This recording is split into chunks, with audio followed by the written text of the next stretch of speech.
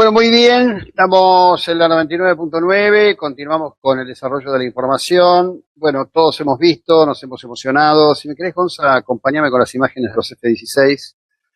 Este avión se convirtió en el modelo estrella y estándar de la aeronáutica, casi podríamos decir a nivel global, en los últimos 40 años. El origen se remonta a principios de la década del 70, cuando la Fuerza Aérea de Estados Unidos, analizando la experiencia de combate, particularmente lo que ya ocurría en Vietnam, advirtió que no estaban bien preparados para el enfrentamiento aéreo cercano. Hasta entonces siempre se los pensó como plataforma de disparo de misiles de largo alcance. Era la idea predominante en ese tiempo. Como si ustedes recuerdan Top Gun, los combates aéreos, si bien después hay un tema de pilotos y demás, pero básicamente los combates aéreos se definían con misiles, ¿no? Justamente fue Vietnam y sus trágicas lecturas la que puso en evidencia que los cazas necesitaban atacar a poca distancia, por lo que requerían de buena capacidad de maniobra. Y allí empezó todo, una larga saga. Fue un coronel de la aviación norteamericana, John Boyd, y un matemático, Thomas Christie, quienes desarrollaron la teoría de la energía maniobrabilidad, un cálculo que describía el rendimiento de una aeronave considerando variables como empuje, peso, resistencia y más detalles, básicamente con mayor agilidad, menor peso. El tema era que no había quien escuchara en el Pentágono, pero cuando finalmente, y después de golpear muchas puertas, lo lograron, desarrollaron la hipótesis y el primer prototipo de lo que sería el F-16, diseñado por Harry Hillaker para General Dynamics, salió de la fábrica a finales de 1976. De aquel momento a hoy, hasta la llegada de los F-16 argentinizados, se produjeron más de 4.500, lo que lo convierte en el modelo más común del mundo. En este 2025 hay 2.084 en servicio. En particular, los Viper daneses están en muy, muy buenas condiciones. El F-16, segundo prototipo, despegó por primera vez en enero del 74, lo conducía el piloto de pruebas Phil Ostricher por la pista de la base Edwards, en California. No se suponía que ese día debía volar. Pero Ostricher levantó la trompa sin querer, movió los alerones, el avión empezó un movimiento llamado de alabeo, es decir, balanceo, en el que las alas se inclinan arriba y abajo. El movimiento era tan amplio que las alas rozaron varias veces la pista. La única opción que encontró el piloto para sobrellevar esta inesperada situación fue acelerar y despegar. Muy extraño el evento. El IF-16 voló durante 6 minutos y aterrizó, algo que no estaba previsto. El primer vuelo oficial fue poco después, también lo piloteaba Ostrich, era un piloto mítico de la Fuerza Aérea Norteamericana. El bautismo de fuego fue en 1981 y fue en Medio Oriente, un caza de la Fuerza Aérea israelí que participó de la batalla del Valle de la Beca en el Líbano. Derribó con ráfagas de cañón un helicóptero Mi-8 de producción soviética bajo bandera siria. Falló en su primer intento cuando lanzó un misil IM Sidewinder y finalmente logró derribar la nave enemiga con disparos de cañón. Quiere decir que Sidewinder, que se glorificó en la batalla de Malvinas, fundamentalmente lo hizo porque los aviones argentinos no tenían contramedidas. Realmente no es un misil muy efectivo. 8 F-16 israelíes, poco después, escoltados por los F-15, produjeron el primer ataque a tierra a gran escala en la historia de este avión, la Operación Ópera. Un año más tarde, también dentro de la propia Fuerza Aérea del Estado Hebreo, el F-16 logró su primera victoria en combate contra otro caza en el inicio de la guerra del Líbano, en la operación More Cricket 19, derribando un MiG-21 sirio. En realidad, ni sirios, ni egipcios, ni jordanos jamás han sido rivales para cualquier cosa que piloteen los israelíes. También actuaron en la guerra civil afgana, que enfrentó a la República Democrática de Afganistán con el respaldo de la Unión Soviética y los mujahidines, es decir, los fundamentalistas del Islam, que eran apoyados por varios países en la época. Si quieren saber algo de esto y cómo se gestó el triunfo de justamente este movimiento que hoy controla Afganistán nuevamente, les diría que vean la película La Guerra de Charlie.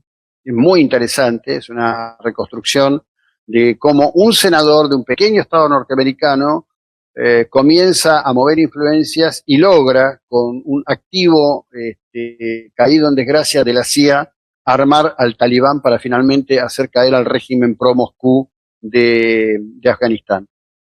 El primer derribo fue en 1987. Las fuerzas afganas derribaron un F-16 pakistaní. Pakistán trató de ocultar la información, sin embargo, en mayo de ese año, Los Angeles Times decía: en el último episodio de una creciente guerra no declarada entre Afganistán y Pakistán, los afganos manifestaron que un avión de combate avanzado fue derribado después que se desvió sobre el territorio afgano e ignoró las advertencias de cambiar de curso.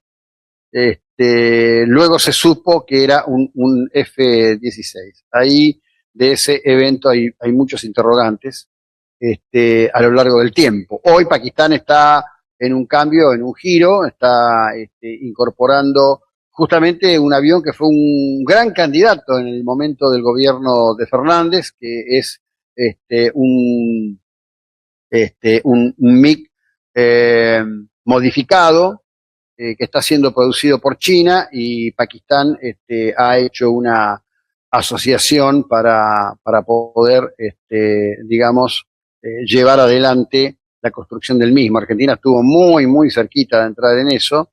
El avión, en una reciente situación bélica que se dio con la India, triunfó lejos frente a los cazas Rafael franceses que volaban los indios. Todavía la mayor parte de los datos de esos enfrentamientos no se han hecho públicos, pero los trascendidos entendidos en estas cuestiones así lo han señalado. Pero esto que les estoy contando tiene un broche increíble.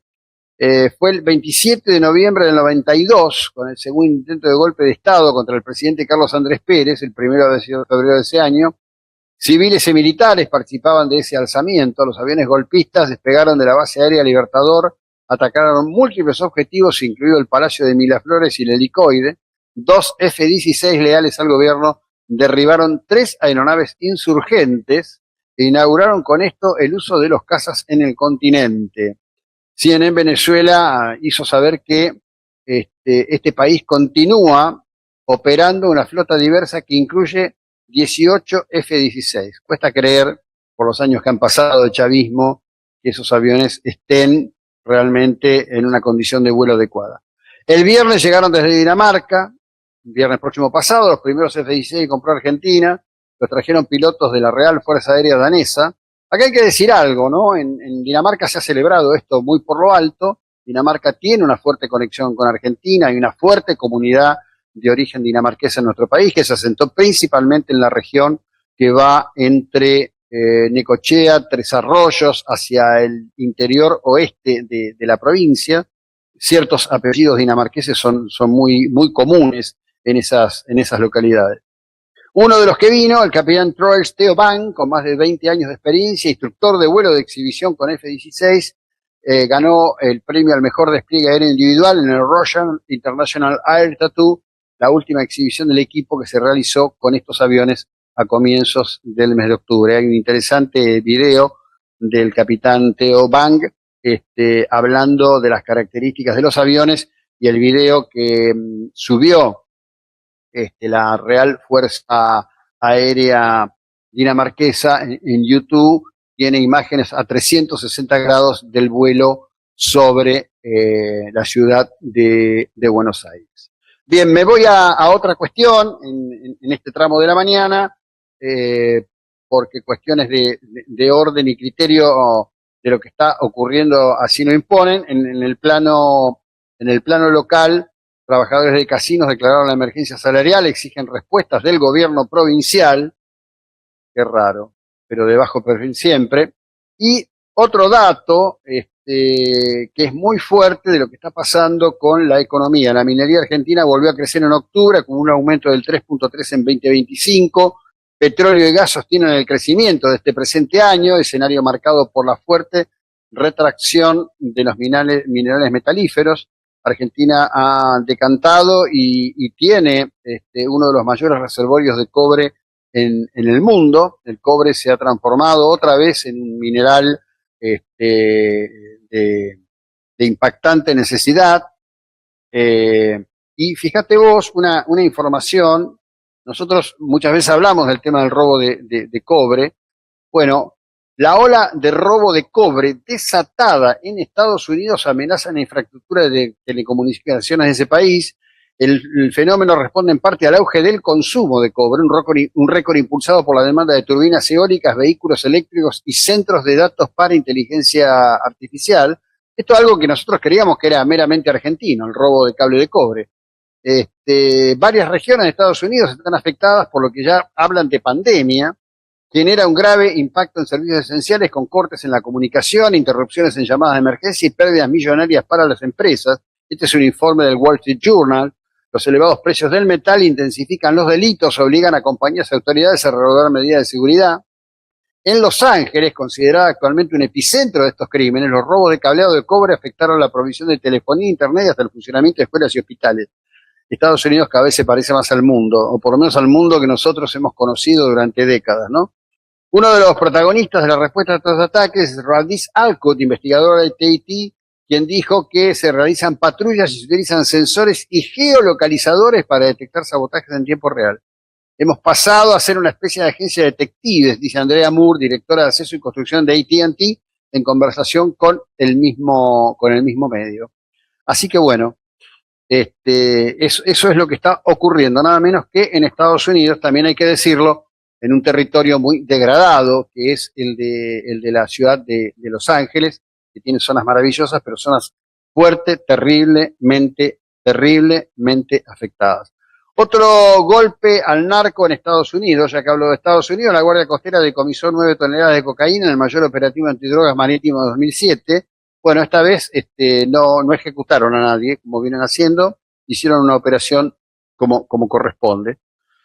Ocurría la semana pasada, se conoce hoy, cuando el Cutter Munro, con base en Alameda, California, localizó una nave sospechosa de transportar estupefacientes. El personal de un helicóptero táctico inutilizó el motor de la embarcación mediante disparos, lo que permitió que fuera abordada de inmediato.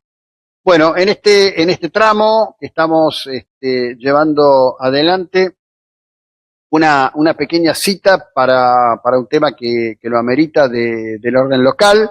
Estamos, en un cambio importante de figuras en el Consejo Deliberante de General Pueyrredón. Estamos a horas del uso de licencia de Guillermo Montenegro. Hay que recordar que Montenegro no renuncia a la intendencia, sino que entra en uso de licencia. Y en una escena que para mí lleva el título Tear for Fear, demasiadas lágrimas para nada, asumirá la intendencia interinamente Agustín Nene. Más allá de todas mis expresiones sensatas, adecuadas y expresadas en tono de interrogante al respecto de lo que viene, le deseo lo mejor, porque si lo mejor ocurre, mejor será también para todos nosotros. Ya continuamos.